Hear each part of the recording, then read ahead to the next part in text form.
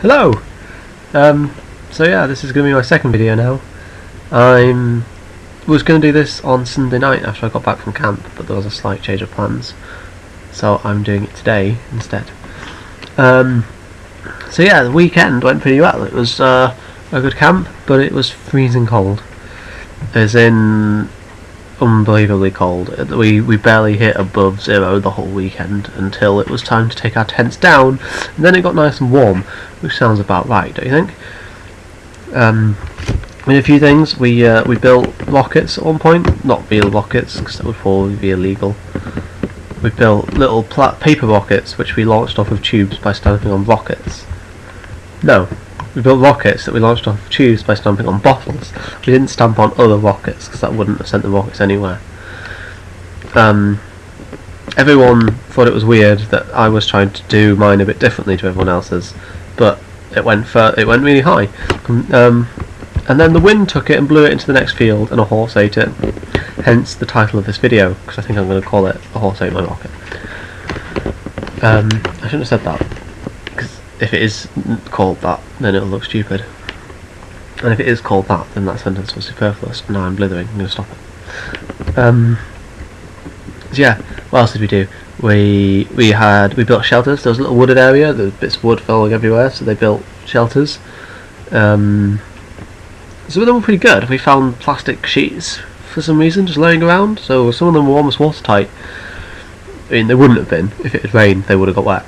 But given a bit longer and a little bit more material, they would have made shelters that could fit a good few people in, and probably been able to actually shelter them from things, which is quite impressive considering they're cubs, and it's the first time I've seen them ever do something like that. I was all on the first day. I was also amazed by how many of the cubs ate curry, because we had a chicken korma, or sweet and sour chicken, for tea. Most of them just took the curry and just kind of like, yeah, curry. And then once everyone had got a meal, for some reason the leader decided to just mix the two in one big pan, as if this was a good plan.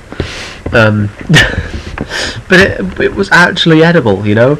I was expecting it to be disgusting, but no, it was actually surprisingly edible. I only had a little bit, because I'd already eaten by then, but you know. So yeah, then we slept, and it was cold. No, not then we slept, then we went on a hike, because it was the evening, and we went on a night hike, and it was very cold. And the cubs were sensible and left after maybe half a mile. And then we decided to just keep going, and we walked way further than we were intending, and we were out for a good 2 hours, and it was dark and cold and everyone was miserable. Then we got back and the cubs had eaten all the dessert, which just is incredibly cool. They didn't save any for the scouts. There's like one cake left. I was like, well, why didn't you buy enough for everybody? You knew we were here. We wanted cake. Horrible cubs. So then there was campfire. We stood around the campfire for a bit, and then everyone went to bed because everyone was really tired, despite the fact that it was only like 9 o'clock. And I also went to bed because I'd been up since 3:30 that morning. I was knackered, and then I woke up at 1:30 in the morning again, really cold. As in, I was in 2 sleeping bags and 3 t-shirts and a hoodie, and I was freezing inside the tent. This is unusual for me because I'm usually pretty warm. I managed to get back to sleep eventually after going to pee, like you do, in the middle of the night. This is the only time I ever wake up needing to pee in the middle of the night, is camping. I never do it at home. Every time I go camping, I'll wake up in the middle of the night like, oh, I have to get out of the tent and put shoes on and all this stuff. You don't have to do it at home. But no, that was typical, same as usual. Then the next day, second day, beavers turned up. The beavers were there all day, being small and annoying. They seemed to have fun. What did we do? We launched eggs. We got to the point where we just had loads of eggs, and they were supposed to be building things to make the eggs survive, and they did. And most of them did, but it didn't help that the eggs were frozen, so even the ones that weren't hard-boiled were literally bouncing. They were throwing the eggs halfway across a field, and they were just bouncing along because they were frozen. Eventually they warmed up a bit, I think, and they got me and one of the other young leaders in charge of the catapult, and we just got to the point where we were just launching eggs without any kind of protection, as far as we possibly could. We almost broke the the slingshot at one point, I think, because we were trying to stretch it so far. But it was fun. Someone got hit in the face by a flying egg, which they were okay, which made that it was funny. It probably wouldn't have been so funny if they weren't okay, but they were fine. A few people caught them and had egg all over themselves because they tried to catch flying eggs, which is incredibly stupid. And we used something like 6 dozen eggs, just firing them out of a slingshot. Then the sun came out just as it was time to go home. I wouldn't say it got warm, but it got a lot warmer because there was sun and lack of wind. That's probably it for the weekend. I got home feeling achy and cold, and it took me a good few hours in a warm room with hot chocolate and rum in it to warm up. It was cold. And then I kind of told Beth to come over, and she did. But she was unexpected because it was very spur of the moment and last second and unorganised. So there's a Beth here, which is the reason why the video wasn't made on Sunday. It's now being made on Tuesday because I've had a bath here. A bath? A Beth? I am now a bath. Yeah, she's apparently a Beth. Let's not keep that nickname. Yeah, there's a Beth. She's been distracting me from video making. What a horrible person. Not really, it's my fault.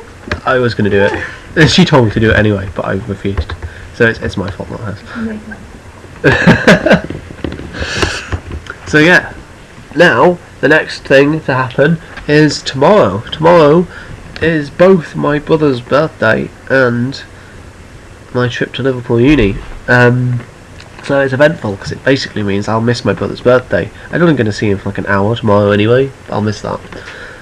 But it also means that I'll be able to go so. Sorry. Beth just showed me a random doodle as you do. If you want to see it, you might not be able to see it. You might just can you see it? You can kind of see it. I should stop being distracting. Yeah, doodle thing that Beth did, and it made me giggle. I'm sorry. There, you can see it now. Just wasted like 30 seconds of a video showing you a doodle. I'm sorry. So yeah, so Dan's asked for Lord of the Rings, which is the books and the videos, the films. So that's going to be interesting because I personally am not a fan of the books. It's hard to read. So we're interested to see what he thinks of them. Today, because I found out that he's actually reading a lot, I gave him some Terry Pratchett and some classic sci-fi and some Douglas Adams to read. So hopefully he'll enjoy those, because if he doesn't, I might have to disown him as my brother. And tomorrow, because I'll be in Liverpool, I'm going to buy him the books, the Lord of the Rings books, if I see them around. But I'm in Liverpool, so I should, you know. I mean, if they don't have a big Waterstones in Liverpool, then what's the point? Yes, this is the last uni I'm looking around, and this was kind of top of my list anyway, because if I go here, it sounds like a cool uni, and if I go here, I'll be living with friends, which will be nice. So hopefully I'll like the uni, and then I'll just make that my choice. If not, I might end up going to Sheffield, which is also cool, but it means I won't be able to live in Alexland with my friends. So I'll give you an update on the Liverpool / university situation when I make a next video, which won't be tomorrow. It'll be in a few days' time. I think that's it. Is there anything else? I don't think so. Oh, pass me. Pass you what? Pinkie Pie. Oh. Yeah. Bertie's on Pinkie Pie. Yeah. Beth a while ago made me this. A pony. Look. See, she made me a pony. It's a plushie. It's awesome. And it's got a penguin riding it, which is my little mascot kind of thing. It's called Bertie. I mean, my mascot's the blue thing that you see in the logo somewhere, whichever direction it is on YouTube. This is kind of my little penguin thing. So yeah, pony. I just thought I'd show you because she's cool. Pinkie Pie is definitely the best pony because she's insane and is actually magic. She makes the video go green. See? Magic. I told you. Anyway. She does make the video go green. Yeah. Goodbye.